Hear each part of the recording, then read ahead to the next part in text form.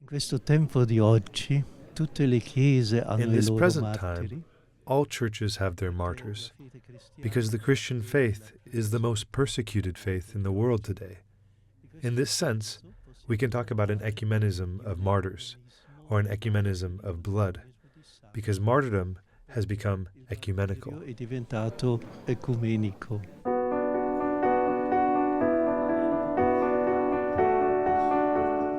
The relics of the 21 Coptic martyrs killed by ISIS in Libya were venerated in St. Peter's Basilica on Thursday, February the 15th, at an ecumenical prayer service, marking their first official feast day in the Catholic Church.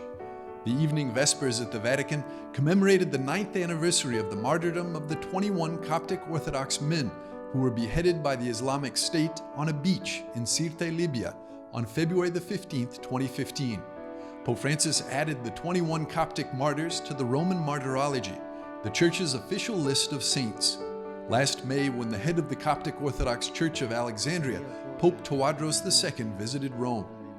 The head of the Vatican Dicastery for Promoting Christian Unity, Cardinal Kurt Koch, presided over the ecumenical prayer in the choir chapel of St. Peter's Basilica, together with a delegation from the Coptic Orthodox Church. E questo è un grandissimo dono. And this is a tremendous gift.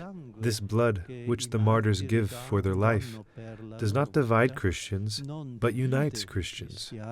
Ma unisce I cristiani.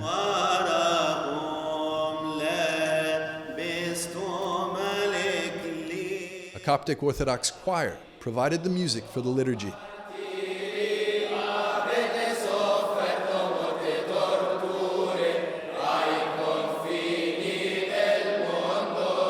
After the prayer service, the Vatican Film Library screened a documentary about the martyrs, produced by the Coptic Orthodox Church, which delves into the lives of the martyrs and their families.